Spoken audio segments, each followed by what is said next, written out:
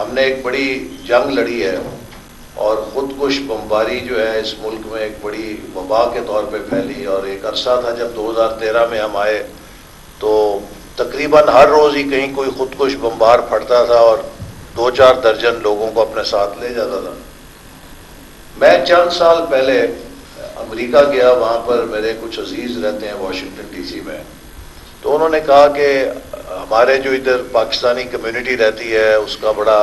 اصرار ہے کہ جب بھی آپ آئیں تو وہ پاکستان کے حالات پہ بات چیت کرنا چاہتے ہیں، آپ سے جاننا چاہتے ہیں، تو اگر آپ مناسب سمجھے تو ہم انہیں بلا لیں۔ میں کہ ضرور۔ تو انہوں نے 20-25 لوگوں کو بلا لیا۔ ان میں ایک پاکستانی نژاد امریکی تھا کہ جس کے والدین کافی پہلے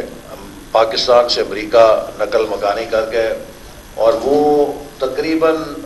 وہ پشتون فیملی تھی، اور اس لڑکے کی جو 30-35 سال کا ہوگا، پوری پرورش وہاں کی تھی، امریکہ کی تھی، لیکن اس کے جو حلیہ ہے وہ ہمارے پاکستانی اور پشتونوں جیسا تھا بالکل۔ تو اس حوالے سے وہ ان کی جو اینٹی نارکوٹک فورس ہے اس کی انٹیلیجنس میں ملازمت کرتا تھا، تو اور انہوں نے رکھا ہوگا کہ یہاں پر جو نارکوٹکس وغیرہ کی انٹیلیجنس ہے اس پہ مدد کرو۔ تو اس نے کہا کہ جی میں ابھی 1 سال ادھر قبائلی علاقوں میں لگا کر آیا ہوں، یہاں پہ میں فیلڈ میں تھا اور اپنا یہ سارے ڈرگس کے ٹریل اور اس کے اوپر کام کرتا تھا۔ تو اس نے کہا جی کہ جیسے میں اور آپ بیٹھے ہیں، میرے سامنے اسی طرح ایک شخص مجھے ملا، وہ بیٹھا تھا، وہ کہتا کہ جناب پہلا خودکش بمبار آپ کو میں مفت میں دوں گا، پچھلوں کا آپ مجھ سے سودا کریں۔ تو کہتا میں خود بڑا حیران بھی ہوا، لیکن اس پورے واقعے نے یہ بتایا کہ دیکھیے کہ جو بیچارے خودکش بمبار پھٹتے ہیں ان کو بھی شاید نہیں معلوم ہوتا کہ پیچھے کتنے سطح، تیسرے چوتھے پانچویں سطح کے اوپر ان کا کون سودا کر رہا ہے اور ان کی کون رکابیں کھینچ رہا ہے۔ اور جب یہ لوگ کسی چیز کو استعمال کرتے ہیں تو یقیناً ان کے لوگ بھی اسی طرح جبے پہن کے ہر وہ سارے حلیے میں آ کے خیر خواہ بن کے لوگوں کو غلط راستے پہ ڈالنے کی کوشش کرتے ہیں۔ تو یہ جو ہمارے ملک کے اندر ایک اتنا بڑا انتشار پھیلایا گیا وہ بلا وجہ نہیں تھا، اس کا مقصد یہ تھا کہ اس ملک کے اندر ڈی اسٹیبلائزیشن کی جائے،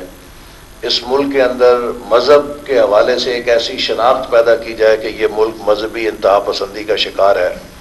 لیکن میں سمجھتا ہوں کہ جب آرمی پبلک سکول کا واقعہ ہوا، اس کے بعد علماء کرام نے، ملک کی سیاسی قیادت نے، ملک کی عسکری قیادت نے مل کر جو ایک قومی سطح کے اوپر اعلان کیا اور قومی سطح کے اوپر ایک بھرپور ایکشن میں وہ شریک ہوئے، تو اس نے پاکستان میں دہشت گردی کی کمر توڑی اور ہمیں دنیا کے سامنے سرخرو ہونے کا موقع ملا۔ اس نے کہا کہ دیکھیں انسان جو ہے نا بہت ایک اعلیٰ مخلوق ہے، لیکن جس طرح کمپیوٹر میں وائرس آ جائے تو وہ کمپیوٹر بیکار ہو جاتا ہے، اس کے دماغ میں بھی اگر 2 وائرس آ جائیں تو یہ انسان بیکار ہو جاتا ہے، اور وہ 2 وائرس ہیں نفرت اور تعصب کے، کہ جب آپ انسان کے دماغ میں نفرت اور تعصب کو جگا دیں گے تو پھر جو اللہ تعالیٰ نے اس کو صلاحیت دی ہے کہ وہ چیزوں کو توازن سے دیکھ سکے، وہ اس کی صلاحیت ختم ہو جاتی ہے، اور پھر وہ انتہا پسندی کی طرف مائل ہو جاتا ہے۔ اور پھر مجھے فوراً یہ بات یاد آئی کہ قرآن مجید میں بھی اللہ تعالیٰ نے یہ کہا ہے کہ تمہیں کسی بات کا تعصب جو ہے وہ حق بات کہنے سے نہ روکے۔ تو یہ ہم جب عصبیت کو ابھارتے ہیں اور لوگوں میں نفرت کو ابھارتے ہیں تو پھر لوگ جنونیت کی طرف جا کے درندگی کی جو سطح ہے اسے بھی پھلانگ جاتے ہیں۔ ہم استعمال کریں، میں نے جب وزیر داخلہ تھا تو اسلام آباد کی حد تک کوشش کی تھی کہ ہم ایک علماء کی کمیٹی بنائیں، جس سے ایک انہی کو کہا تھا کہ آپ جمعوں کا خطبے کا نصاب بنائیں جس سے قوم کی کردار سازی ہو۔ مطلب آپس میں ہم بیٹھے ہیں، میں آپ کو بتاؤں کہ اکثر ہم بھی سفر میں ہی رہتے ہیں، تو جمعے کا خطبہ جب میں سنتا ہوں تو 70% خطبے ایسے ہوتے ہیں کہ جن کا عملی زندگی سے کوئی تعلق نہیں ہوتا، کہ جس سے آپ کہیں کہ کوئی کردار سازی ہو سکتی ہے قوم کی، یا قوم میں کوئی بہتری ہو سکتی ہے، آج کل کے مسائل کے حوالے سے ہم کچھ ہوں، تو وہ اس کا اس سے کوئی عملاً تعلق ایسا نہیں ہوتا.